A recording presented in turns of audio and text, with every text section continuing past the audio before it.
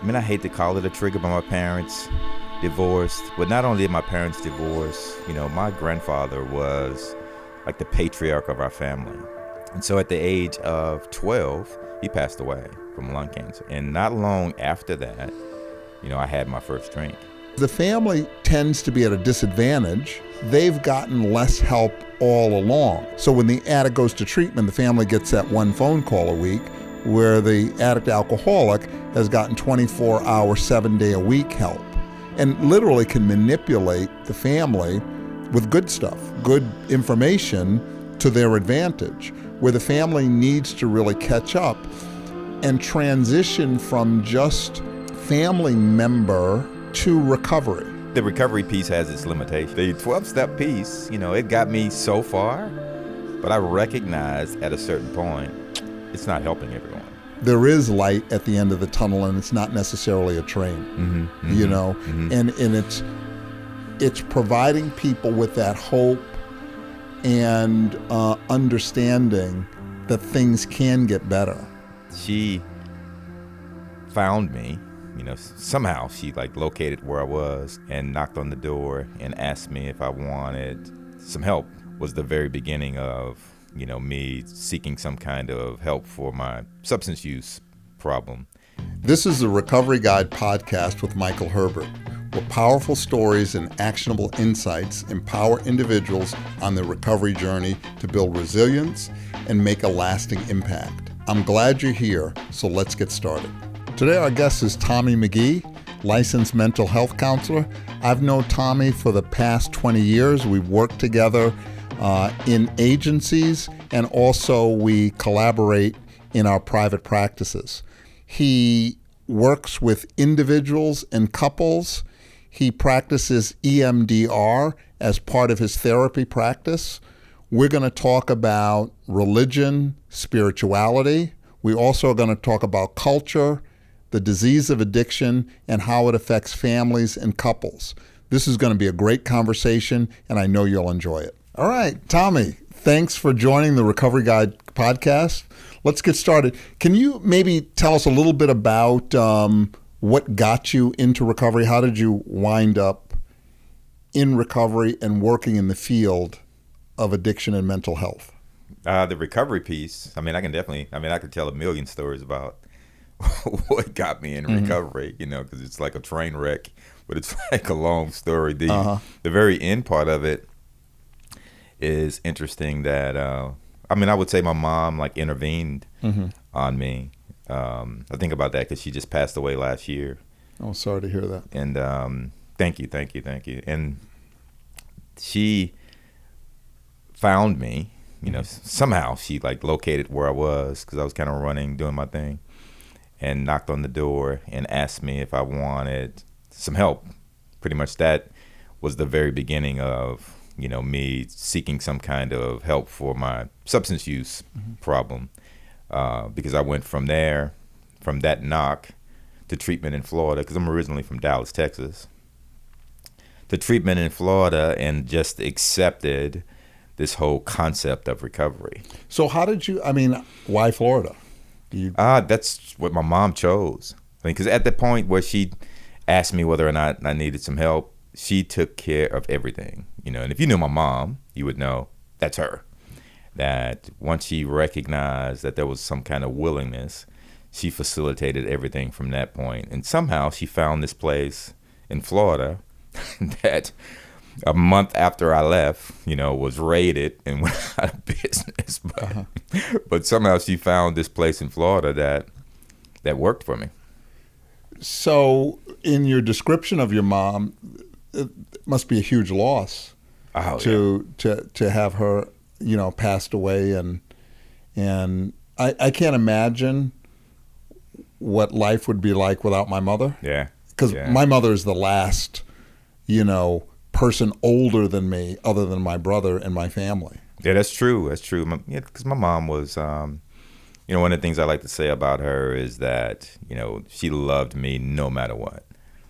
A lot of times people think that, that behavior is enabling, in some way they have said that about her, but she loved me to the end. And it was her like love, her unconditional love, and her willingness to demonstrate that any way she possibly could that really led me into recovery. Because I won't say that I was hard-headed, but I was kind of resistant to any type of firm intervention. It just didn't work with me. I would kind of shut down, and it really didn't bother me, in comparison to the way I was living anyway. It was a pretty, I won't say crime-riddled life, but it was antisocial type behavior. Because, see, I only know you as Tommy McGee, mental health counselor right. in recovery. So I don't know who this guy was when you were using. Who were you before you were using? Were you a street kid? Were you an innocent kid? Were you a good kid? How would you describe who you were before you started using? Before I started using, I would say, I was a good kid. I was National Honor Society. I was a better than average athlete. I would say I was a good kid. I would say very smart, extremely athletic. I also played the drums. So I was just your, average American kid prior to starting to use. And how did you start to use? What was the attraction, or how did it start for you? I would say I hate to call it a trigger, but my parents divorced. But not only did my parents divorce, my grandfather was like the patriarch of our family. The patriarch in every sense, where there was a small town outside of Dallas that, my grandfather pretty much ran this town. It was all family members. I think it was a few hundred square miles that this town sat in. It's called Sandfield. It's right outside of Sulphur Springs, Texas. Anyone that's from Texas would probably not recognize the name, but it's an extremely small town. But, my grandfather was someone that I would consider my very first mentor. He taught me how to horseback ride. He taught me how to hunt. He just was the guy that kind of showed me what it meant at that time to be a man. And so at the age of 12, he passed away from lung cancer. Wow. And the ripple effect that it had. Was he a smoker? He was. Cool Filter Kings. Cool Filter Kings were what I smoked way before, everybody's doing Newports. I'm still smoking Cool Filter Kings. That was it for me. Right. I think Cool Filter Kings were the pre to Newports. Well, that was the black people cigarette. Exactly. Cool Filter Kings. Everybody smoked Cools. Right. And I don't know how they got into Newports, but I stuck with Cools until I quit. Yeah. Right. But I remember him saying one time, holding a cigarette, he said, these things are going to kill me. I remember, my father, him and I was standing in the garage, and he said that to my dad. And, maybe 2 years later, he was right. They ended up killing him. But there was this ripple effect in the family. I'm not sure if it was directly connected, but immediately following his death, my parents divorced. And my belief was that, my father's relationship with my grandfather was so strong because my father's father had passed away from polio when he was young, and that was, in my opinion anyway, my psychological mind, that was one of his strongest male mentors or male role models was my grandfather. And so when he died, the relationship between he and my mom it fell apart. I saw some ripples also in my aunt and uncle's relationship. So it just went to show how strong his leadership was in our family. And so, my parents divorced, and not long after that, I had my first drink. I went into a new high school at the same time. But did you drink just out of curiosity, or did you drink for a purpose? I think initially I drank because, again, I was National Honor Society. And so I was trying to say how I ended up going to a trade type school, high school, a school where you actually had to apply and be accepted. It's called a magnet school now. Back then, they have that in Florida. They have like the arts schools, and so I went to this high school, but I applied for it, and I was eligible because of my grades. So my grandfather died, my parents divorced, and I transitioned into a new school, which was out of the area where I grew up. So it was not around any of the people that I was comfortable or familiar with. So I'm in a new school, and the leader in my family has passed away, and my father's no longer in the home. And so it was that year that I've had my first drink. And I think, to answer your question, it was a way that it was a social lubricant, so to speak, as people say. It was like the first time I attended some major event at this new school, sophomore picnic. I drank, and that was it. It was. You loved it. I did. It set my reputation in school too.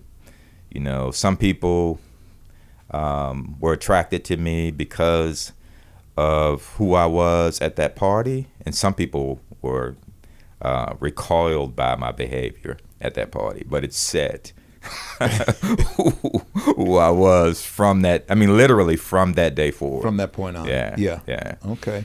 And so fast forward, you got yourself into recovery. How did you get yourself into the field of addiction mental health? There was a friend of mine. His name's Tony Dodge. He owned, at the time, a halfway house called the Genesis House.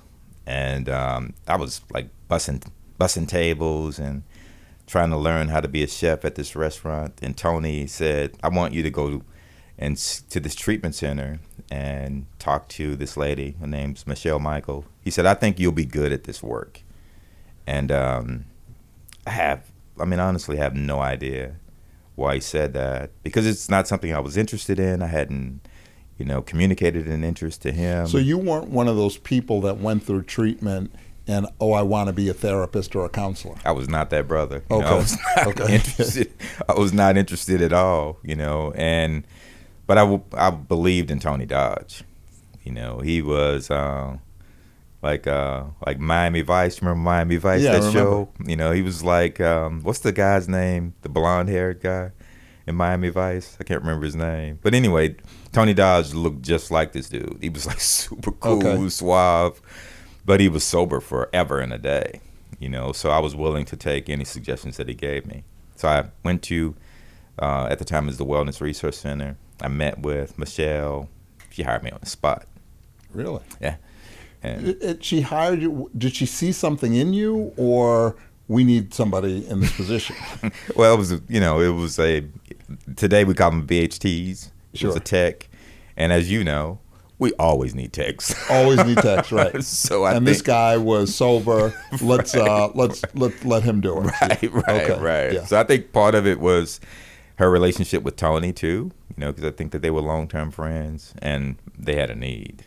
Mm-hmm. I was still working in a restaurant, but I took the job as a BHT tech, and I fell in love with it. It was something about working. At the time, wellness was, they call it co-occurring, they call it dual diagnosis back then, and the patients at the Wellness Resource Center were extremely acute. It was obvious that they had some psychiatric disorders going on, and So it was more than just the drugs. It was more than just drugs, which made it interesting for me, because I was living in a halfway house.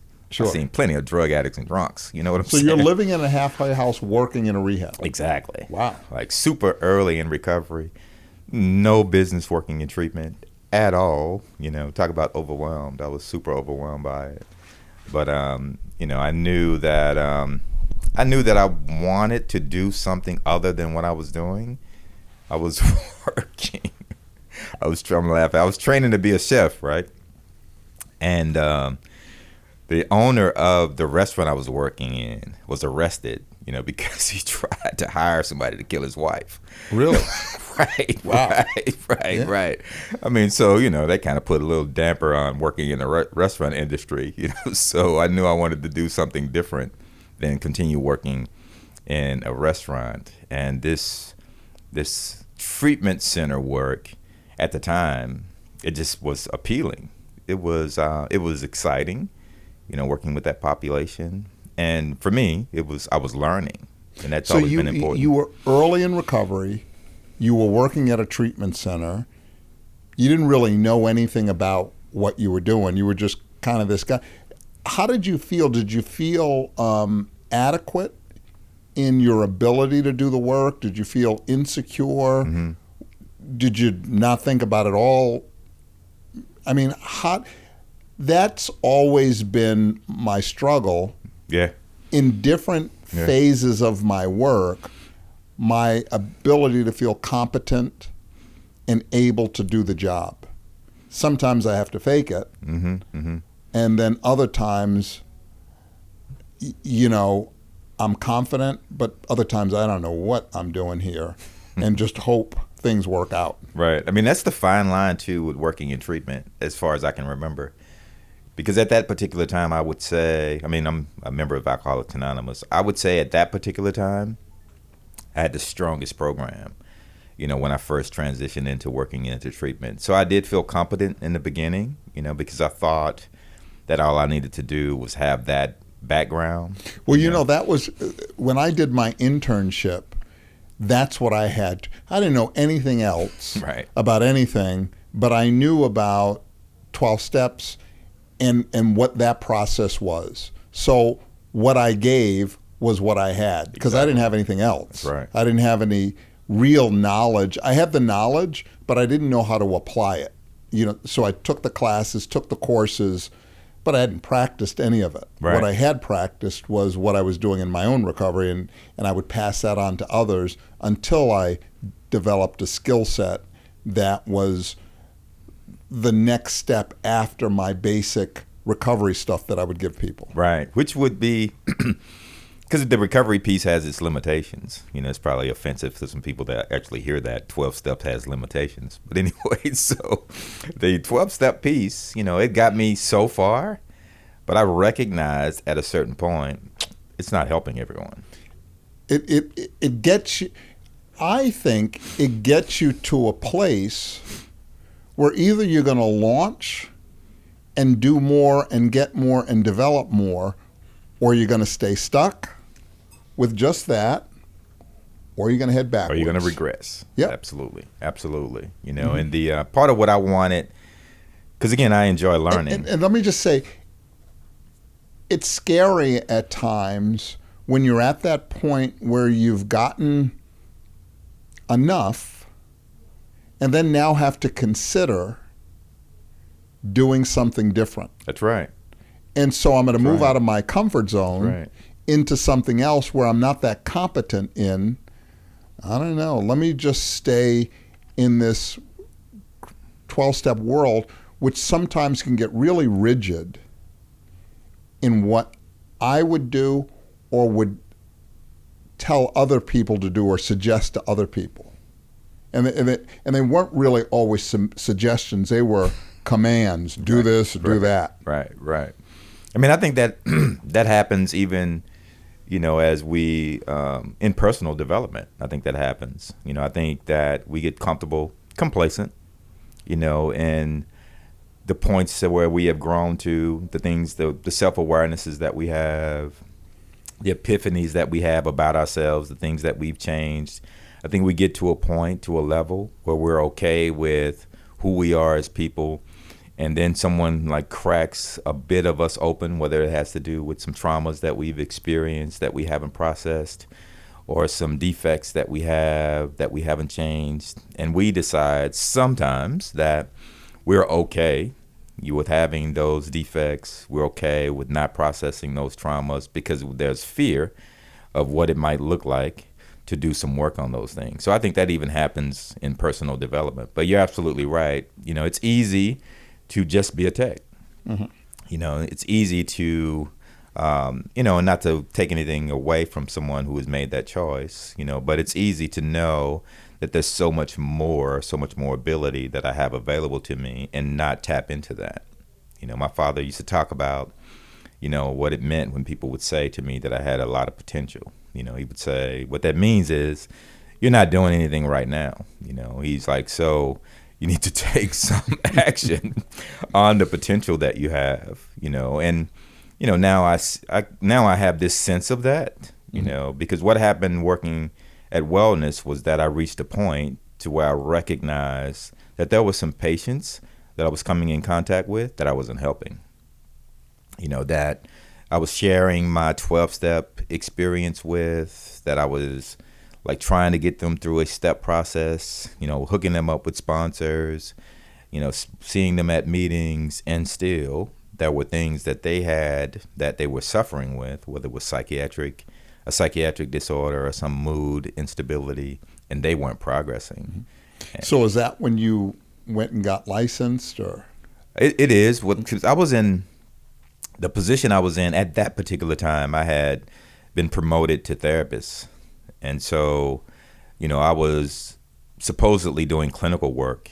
So you were a therapist. Did you have a bachelor's, a master's, a CA? Nope, I didn't have any of that. So you were just Tommy the therapist. I was just Tommy the therapist. Mm-hmm. My credential was your last I was a member of AA, my anonymous program. Yeah. And so one of the things that says about that is Tommy has some talent, and we're going to put him in this position. Although Tommy has limits, and the clients that Tommy is treating are only going to get so far. That's right. And that's a dilemma, I think, I would say, for Tommy, because the agency puts you in that position. Right. Then you have to make some decisions about, I think it falls under the definition of integrity. Am I going to practice with integrity this limited ability, or am I going to move on so I can actually work with the people in a helpful, healthy way that I'm working with that need more than I currently have to offer? Yeah, I think that's a difficult decision to make, depending upon your salary, because integrity can sometimes cost you some cash, because you can say in that setting, you could say, you know what, I don't think that I'm qualified to be a therapist, and they demote you back to being a BHT. But as God had it for me, I recognize my incompetence. I mean, I just call it what it is. I recognize that I was incompetent. And a friend of mine was working at the Seminole Tribe of Florida. He was working there, and a position became available for a program that they were starting. It was called an aftercare counselor, and the qualification had to do with AA experience, 12-step experience. And so I applied for it, but I applied for it because it was less, they paid less, and it was going to be a drive, but I applied for it because I knew it fit my skill set, And so that's what I call recovery. Mm-hmm. That you're willing to take less money, a longer commute, to do better. Right. That the instant gratification of that paycheck every other week isn't what was working for you, that you had to make less in order to make more. That's exactly right. It's a good way to put it, too. Yeah, I mean, when I did my internship, I had an internship 13 months, upstate New York, and they weren't paying me. I had to quit my job, move upstate New York, and I had to hustle. But I knew this was what I wanted, and I knew I could be good at it if I had the chance. So how am I going to make this work? I wrote letters to people and asked for money, and people sent money, and eventually I got a little part-time job to go with it. But what you did is the definition of what I believe people need to do, because I've seen so many people get caught up in money. Mm. And I'm talking in all levels of this field, from the big shot executive director, high-end programs, to the halfway houses, where they get caught up in money and the quality of care is lessened, or it's not offered, or it's just money is the other drug outside of the drugs. It is. Oh yeah, definitely. And, Definitely. listen, I've been caught up in making decisions around money. Yeah. But luckily, or maybe I've worked on something that it wasn't always the determining factor in what I decided to do. Right. That there was always another way. And at least for me, I could always feel confident that things are going to be okay regardless. Right. Well, I mean, the transition for me was necessary. Because I knew, too, that it was going to be a reset. I'd already made up my mind that I was going back to school. I had made that decision prior to leaving wellness. I had made the decision. But I needed the space to actually get a education. I didn't want to be trying to do my education, learn how to be an actual therapist while at the same time seeing clients. I knew that wasn't fair, to the clients. I don't want to take my car to the shop and the guy that's working on my car is still in school learning how to work on cars. You know what I'm saying? Sure, yeah. I don't want my car to be his internship. So you went to the Seminole Tribe. Did you have to learn about Native American culture or? I didn't have to learn about It's funny. It's funny because I think about the conversation I had with the first tribal member that I met. It's funny because he told me, we don't care about your education. We want you to spend the time getting to know the community and learning about our culture. I mean, he was literally saying, what we want is for you to spend time walking through the community, walking through the neighborhood, learning more about the Seminole culture. That's what's important, not what you can offer us based upon your education.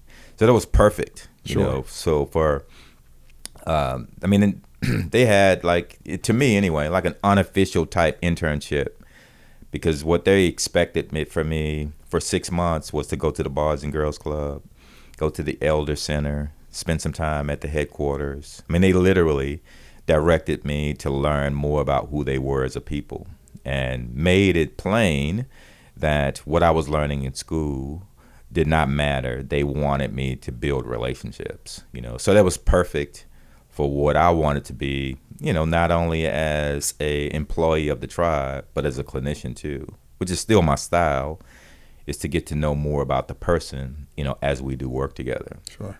So it was a perfect setup, and they supported me, not financially, but they helped me as I was getting my education. They made sure that I was able to do an internship there. I had a supervisor for my master's program that was working for the tribe as well. So that whole process supported my pursuit to become a therapist. And how long did you work for the Seminoles? 7.5 years. 7.5 years. Yeah. And what did you do after that? I went to work in a program that was for people of higher net worth. One of those like Ocean Drive, Headwaters type programs. Because what happened at the Seminole Tribe was, like I had said before, I love to learn and get to know more. And at the Seminole Tribe, I started as an aftercare counselor. Then I became the administrator of that program, which was the administrator for all the programming in the state of Florida. Then developed a employee program for people coming out of prison and out of treatment, like a transitional program. And then we put together a Native American convention that's held in the state of Florida. But then the program started to run itself, trained the people that were working in the program, trained the person that was my assistant. And so I didn't have anything to do. I could have just stayed, hung out, because once you have a relationship, in my opinion, once they have a relationship with you, you could just stay there. You could stay. But I was bored. Yeah. Mm-hmm. So this other opportunity became available. Matter of fact, the former owner of the Wellness Resource Center was working at Hanley, helping to develop the Headwaters program, and gave me a call to see whether or not I'd be interested in being the first therapist there and helping them develop the program. And it was perfect timing. It was an opportunity for me to be a part of another program development and to learn about another culture. Sure. Because that's a whole nother The culture. culture of the wealth. Right, exactly. Yeah. Yeah. I did worked with 2 different programs and did program development for both of those. And the things that we did talk about is this other culture and the culture of wealth. So that was interesting. But for me, the interest in that was short-lived, where I worked for the time that I did, and it was really time for me to move on. I had other ideas of things that I wanted to do. And I was there for a year. I was there for a year, and I got an opportunity to be clinical director in a different program. And it was a program, the immersion program, where they were infusing the 12-step process with clinical work, which is my personal experience. Sure. So that, sounded interesting to me. And again, it was another opportunity to be a part of program development. I just kind of like watching these visions unfold. And so this particular one, again, was, one that was close to my heart because that's my personal experience. And, both being a member of a 12-step program and at the same time, continuing to engage in my own clinical process and learning more about myself. So like coming to a relationship with immersion and helping to put that program together and watch it grow was a phenomenal experience. Nice. Yeah. So another question I want to ask you about culture, because me being black, you being black, I have worked in several programs where I have been the director of the program. I'm the director of this program in New York. I'm a director of a program here in Florida. Right. And there were other directors who were also black or African American in these programs, but the population of clients were not African American. You'd have one black client a year in these programs. And it's just an interesting kind of, sometimes an interesting position to be in, where I'm helping all of these people who are not like me. Right. And there's a part of me that sometimes feels like, I should be doing more for people who look like me. Yeah. But the situations that I got in just didn't lend itself to that. Right. Yeah. I look at that too. I thought about that in the very beginning of my education. Part of what I wanted to do was to be able to offer, some of my learning to my community. And there's this like scripture that talks about, Jesus not being able to do any good in his hometown. I think about, what that looks like. I visited Dallas since I've left there, and the people that I come in contact with, they still remember me, as a hoodlum, So, and so, that is regardless of what they see on Facebook or what they read about me on Instagram or podcasts I participate in, they see me, not just their affect, but their approach to me as if I'm the guy I was 30 years ago. Sure.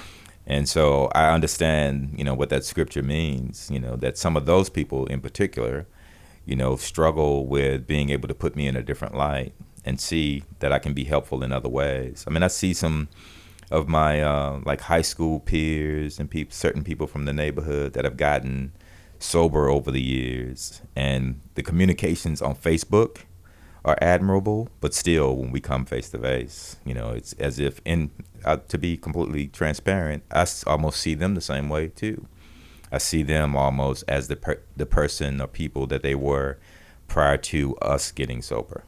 So I understand as it relates to where I am today, in my private practice, because I transitioned out of agency work into private practice. I work with a lot of minorities, a lot of people that look like us, mostly couples. And what I have to say is that at times, that process is difficult.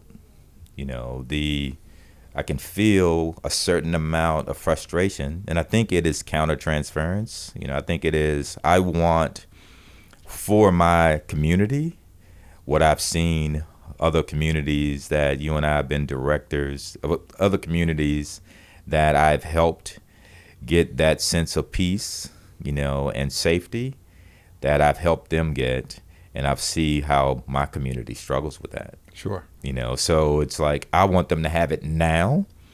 And I feel myself getting frustrated with their resistance. So what do you think the resistance is about? What do you think gets in the way of them experiencing the comfort or the change that you're talking about? Frequently, for me, what happens is that I recognize their inexperience with the process of therapy.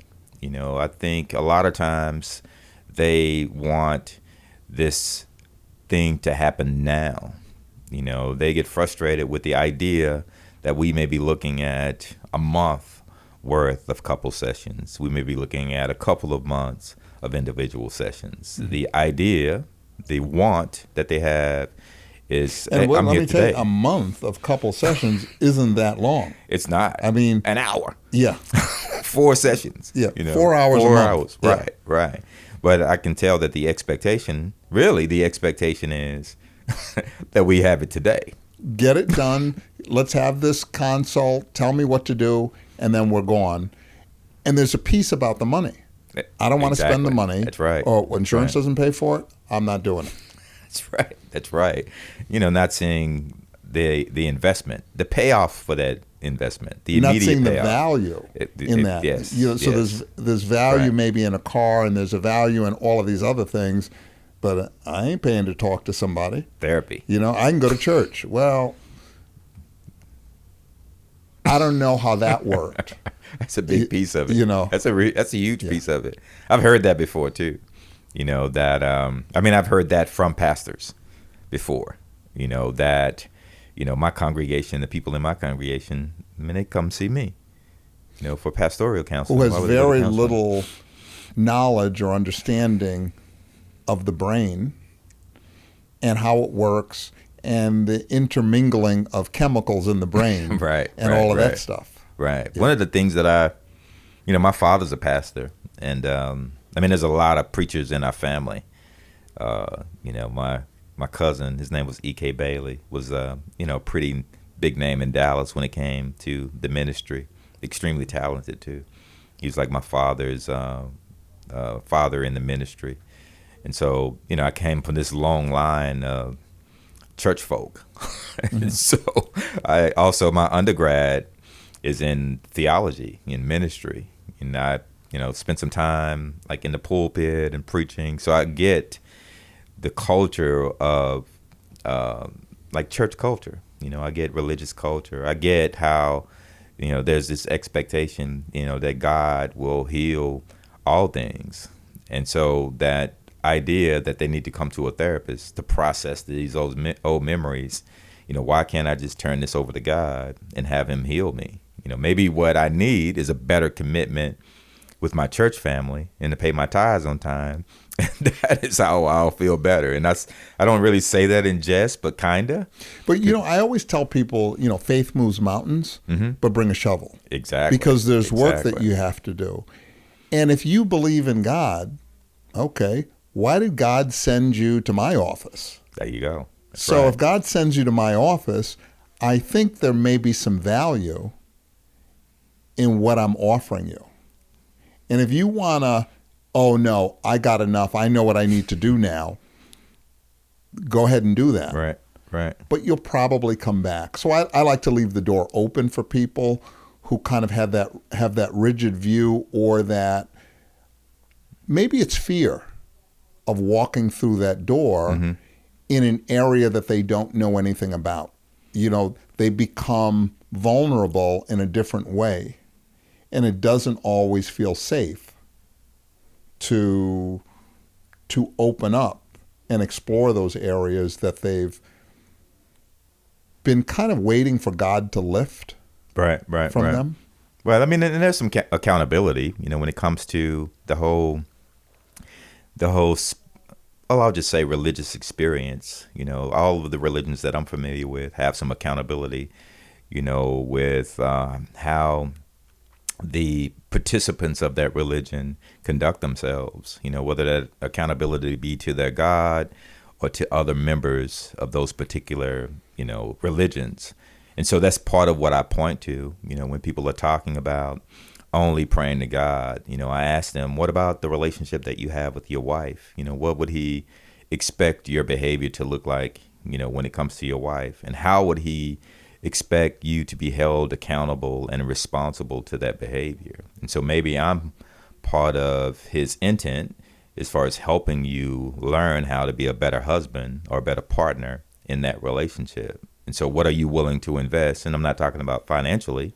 What are you willing to invest of yourself to become a better Christian or Muslim or Buddhist? What are you willing to invest to become better at that? Mm-hmm. To help people see that there's to give them some insight into exactly what you just said, that it's one of the things that I like, a saying that I like is that, so many people are so heavenly bound, but no earthly good. Mm-hmm. That they have this idea about what this deity is supposed to be in their life, but their behaviors here on earth are deplorable. Mm-hmm. It's like, so what are you doing right now to be a better human? And isn't the right now the only thing that's real? That's it. That's it. There may not be a heaven. For all we know is what we got right here and now. So waiting for something down the road, you don't know what's down there. I know what's right here. Yep. And so maybe there's this unconscious avoidance of the work that I need to do right now. There's something about right now that doesn't happen because of, I don't know if it's fear or what. Mm-hmm. Mm-hmm. Heaven is right here. Right. And we can enjoy this here and now as it is. And I personally believe there is a God outside of me, but there also is God within me. Mm-hmm. And it is me, and how do I tap into that godliness within me? Mm-hmm. And then how do I practice it? So I move, I like to call it my spirituality. That I'm trying. It's a challenge. It's difficult. It's hard, and it also, at least for me, it's hard to find people that I can align with and work with and grow with. In all aspects mm-hmm. of recovery, for me personally, it's really hard to find those people. They're out there, I agree. But it's a challenge. Right. Because oftentimes, even the clients that I work with, they're hanging out with these people for years and years and years, and nobody's growing, but they don't want to let go because, well, listen, this has been somebody I've been hanging out with for a long time. That's what's common. Mm-hmm. We all have to move on, and sometimes we have to leave people alone for good, and sometimes those people have to wait and they can catch up later. But there's a lot of work that we all have to do that we're responsible for, of just walking through that next door. That's, I've tried to point out to, like what, I hate saying our community, but I try to point out with the minorities that I work with, that particular piece, is taking a look at, there's this book, it's called Concentric Circles of Concern. What it has to do with is taking a real close look at the people you surround yourself with. I do something that's similar, where I help people map out, what their closest connections are and what the people in that environment or what that in that community are actually doing for themselves and what they contribute to the identified client or patient, so mm-hmm. to speak, and specifically with minorities and the black people that I work with, is taking a look at whether or not they're helping you grow or they're helping you to regress. I always say to them, there's really truly no neutral. It's not as if you just kind of stay in the same place, because, humans evolve, so either we are evolving and moving in a positive direction or we're regressing into a negative direction. Who are you surrounding yourself with? There's very few people really who are standing still. That's right. You're either going in one way or the other way. Exactly. Yeah. Exactly. Mm-hmm. But I know too that, one of the things that the people that I'm coming in contact with some frequency, they're not really into this whole insight idea. They are okay with gaining some insight, but they also want to know, so what can I do practically to start making some kind of gain, to start progressing? And so they want tools. I've had people actually ask, clients ask, so what are some tools that I can implement that will help me make these progresses, to make these gains? And I won't say recently, but since I went into private practice, one of the things that I've started to work real close with is like giving my clients like worksheets and lots of homework so that they can see the gains that they can make and that we can put it on some kind of continuum so that they can make progress. Mm-hmm. As far as our community is concerned, I've noticed that that is something that they truly appreciate and they see value in. Because they can see, in 2 weeks' time, I've gone from point A and I'm at point D. And I can see that on some kind of scale as opposed to this insight that I've gained about myself. Mm-hmm. Yeah. Well, insight alone doesn't do very much. Right. Step one. It is, if you give people work and they do the work, on some level, then you'll gain the insight. Exactly. But you're not going to gain the insight and then do the work. So the action is what counts to get to the result that you're looking for. And one of the things I've started to really enjoy is like working with couples and families. So when you say couples and families, are you talking about mom, dad, son, daughter, all in the same room at the same time, or a combination of both? Couples is a spouse or a partner. Sure. And then families are like mom, dad, daughters, what I would like. Mom, dad, daughter, sons. What I would like to start doing some work with is mom, dad, daughter, son, grandparents, friends, is really do some work with the full community. Because I believe that everyone that contributes to the dynamic, if they have some kind of work, if they've done some work. So those are weekend workshops then? I would like to do like intensives. All of those people together. Yeah, I would like to do 3 or 4 day intensives. That's the direction I want to move in 2026. I just see the benefit that it has with working. But the largest number I've worked with so far is 4. And I see the benefit of working with the 4, how they can actually have some movement. I can only imagine, if you can work with the entire tribe or community and what kind of movement you can get from that. Sure, yeah. Because that, I just see how important it is for there to be cultural change, changes in the full dynamic. I like the, the visual that you do, the skit that you do when it comes to family dynamics. The ACOA. Right. Yeah, the family, family roles. Right. I just I talk a lot about that when I'm working with clients, not just clients from addiction, but just people period, and how one piece in the family dynamic can control the entire balance in that dynamic, and how that balance does not necessarily have to be positive, and how just removing a single piece from it doesn't necessarily change that dynamic, how necessary it is for everyone in that unit to be willing to do some work. Mm-hmm. But, one of the things that I believe is if one member of the family changes, it forces everybody else to change. Mm-hmm. Mm-hmm. If I can get just one in that process, others will follow. They'll either follow or drop off. Mm-hmm. Yeah. Mm-hmm. Mm-hmm. And so this year, that's kind of like my focus, is how can, we start to work towards getting families to develop an appetite for change. Appetite for change. And also, if we put the energy into the family rather than, 75% the addict or alcoholic and 25% the family. Right, exactly. If we can include the addict alcoholic in the family as an equal and start working, because the family tends to be at a disadvantage because they've gotten less help all along. That's right. So when the addict goes to treatment, the family gets that one phone call a week, where the addict alcoholic has gotten 24-hour, 7-day-a-week help. Right. And literally can manipulate the family with good stuff, good information to their advantage, where the family needs to really catch up and transition from just family member to recovery.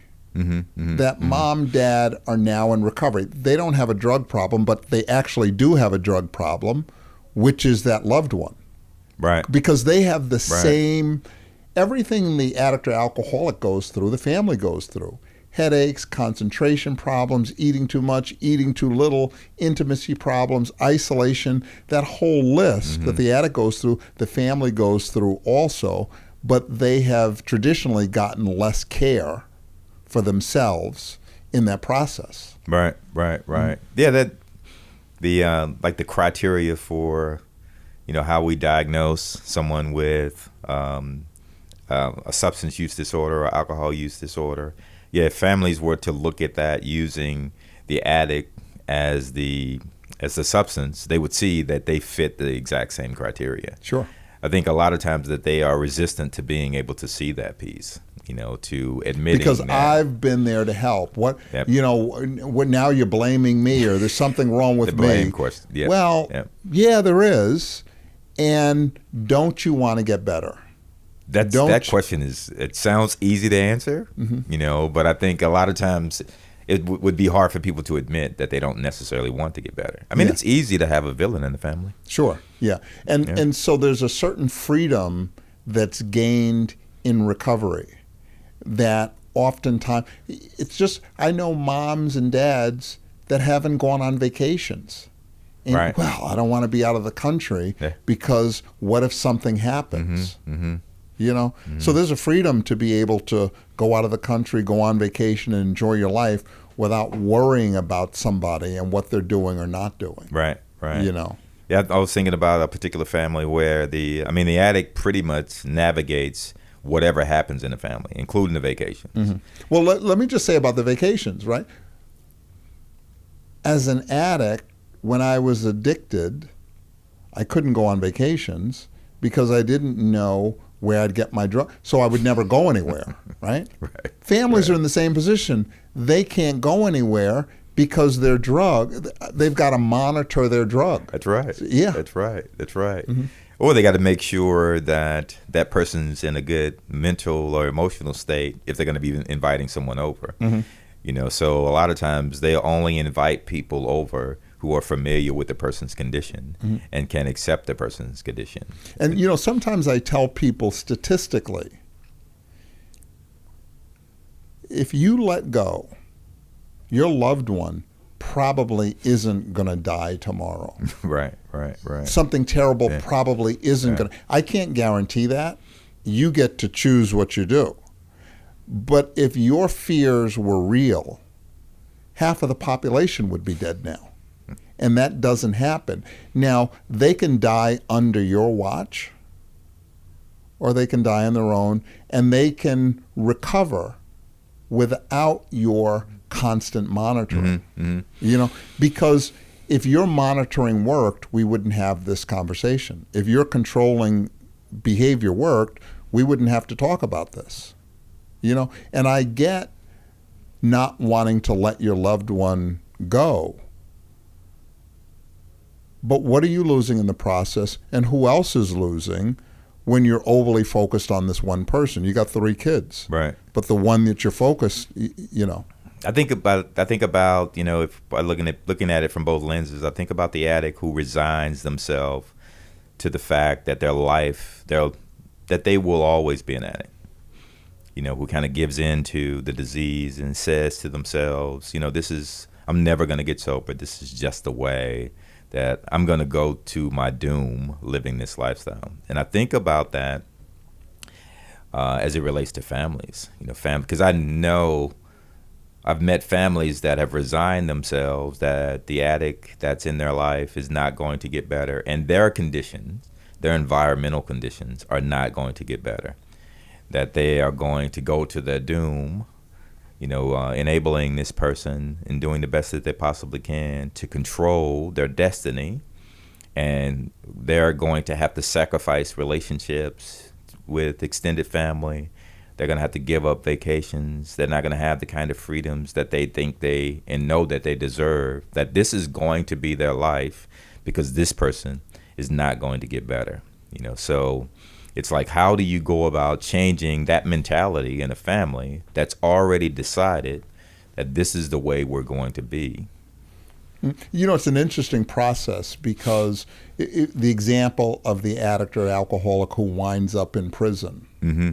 and the progression for the family is such that they get to a point where I wish he'd get arrested because then I'd know he was safe. Mm-hmm. Mm-hmm.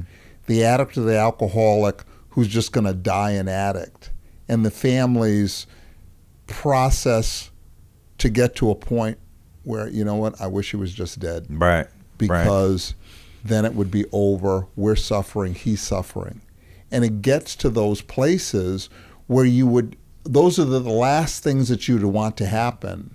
And now you're hoping for them to happen because the disease for some people puts them in a position of just absolute hopelessness. That there's not, but there is light at the end of the tunnel, and it's not necessarily a train. Mm-hmm. Mm-hmm. And it's providing people with that hope and understanding that things can get better. Mm-hmm. But oftentimes it gets harder before it gets easier. Right. And I believe you just have to help people understand that to get, you just handhold them till they get to that point. Because I know you and I know myself, I have thousands of people who are happy and grateful in recovery. And in their process over 10 or 15 years, there's been some slips, but they've been able to get back up, get back on the horse and improve their lives and experience the freedom that recovery offers. Mm-hmm. Mm-hmm. Yeah, we know that, with the addict or alcoholic, we know that moment of clarity, that there's like this neurological process that happens when addicts and alcoholics experience the moment of clarity. We know that, after they've had this night out on the town, and that they wake up miserable, that there's this point that they are conscious again, and they have that part of their brain, the executive functioning part of their brain, that goes back online. We consider that moment of clarity, that opportunity, that they even talk about in the big book, when we can actually intervene on that person. And there's a possibility that they may buy into this opportunity for recovery. The thing I think about is when we're trying to intervene on the collective, the family or the spouse and siblings, and we're looking for them to have a moment of clarity, where they're so bought into the disease of the identified patient that even their logical part of their brain is offline. It's like trying to find a period or time when all of them have this moment of clarity, and we can intervene and have them, whether it's Marchman Act or like send the person to treatment or whatever it is that we know they need, what action we know they need to take so that this person can heal. And sometimes for me, that's what's tricky, is that you'll have the dad that's like, yep, we need to get him the treatment. And the mom's like, well, not yet. And then you have the time where the mom's like, yep, this is the perfect opportunity. And dad is like, maybe we need to give it a day. It's like really getting them all on the same page at the same time can be what's laborious, This is, I'm working with a family doing an intervention. We're ready to do the intervention. And I get a call from the family. Oh, well, he decided to start going to meetings, so we're going to hold this off. Right. And I let them know we were just on the road to recovery, and you have now relapsed because you're trusting what a person is telling you who has let you down 100 times before, who is 3 days abstinent and telling you, oh, I'm going to do the right thing. And I'm not saying you have to do an intervention tomorrow, but we need to stay in this process together. You don't just, end and we'll wait till he gets better. No, this is an ongoing process. So whatever he's going to do, you ought to be doing too. And that, what you ought to be doing is continuing to work with me until we see how this thing plays out. Yeah. Because we want to see consistency over time, not a change one day and then it changes back 4 weeks later. Right. I mean, you're right. You're absolutely right. It's like keeping them on that path, and doing the work that's necessary to keep them on the path. That work can be constant. Yeah. To keep them on that path. Yeah. Because, addicts and alcoholics, being one, are extremely intuitive. I can feel when you're about to intervene on me. Sure. So I know. Well, apparently this guy knew it. And, let me start going to those meetings again and get these people off my back. Exactly. And families want to believe that. They want to believe that he's invested in the change. But I also think unconsciously they are afraid of what they're going to have to do differently. It was easier to just avoid. Yeah. Now when I have to set boundaries, that's what's going to be hard. That's right. Because he's pulling at my heartstrings and I want to help him and I got to say no 1,000 times, and I can't say yes, even though I want to. Right. So Tommy, I think we've run out of time. It's been great having you. This is a great discussion, and hopefully we can come back and do it again. Is there anything that you'd like to say in closing, a little bit about, your practice, how people can get in touch with you? Yeah. I mean, so like I was saying, for 2026, most of my work is working with couples and families. But of course, I also do a lot of individual work. I specialize in substance use disorders, whether that's alcoholism or drug abuse, as well as psychiatric disorders. I infuse some of my spiritual education if necessary. I mean, if not, I don't do so. How someone can reach me, they can either email me at balancematters@outlook.com, or they can call me at 561-223-1746, or they can go on to my website, which is tommymcgee.com. What about Facebook, Instagram, anything? My Instagram is balance_matters. And I do have Facebook. I do have Balance Matters as my Facebook handle as well. Okay. And you also do EMDR. I do. Is that I correct? do trauma work, utilizing EMDR. Okay, great. So great having you, Tommy. And we'll talk soon. I appreciate it. All right. You got it. Yep. This episode is sponsored by Guardian Recovery. If you or someone you love is struggling with addiction or mental health challenges, Guardian can help. Visit guardianrecovery.com or call the number below for confidential support and guidance.